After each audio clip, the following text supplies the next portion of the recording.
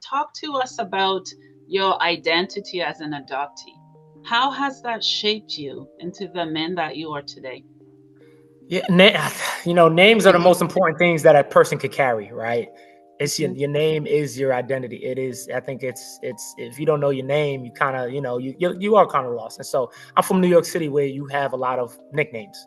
Everybody knew me as Schwarzenegger when I was in the Bronx, but they called me Arnold, right? Because it was easy to say.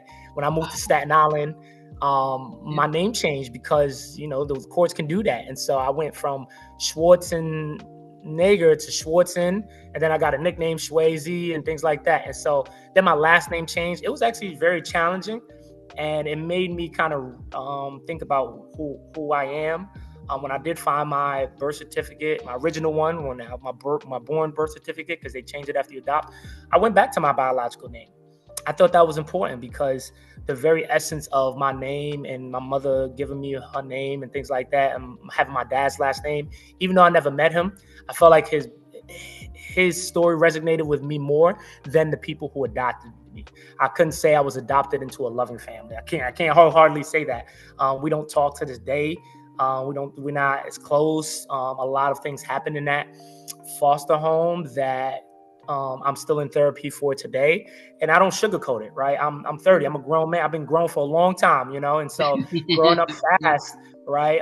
And again, in African American households, you don't really you don't overpower Big Mama in some sense. Yeah. You know your place. A child knows his place, even if you're an adult. A child knows his place.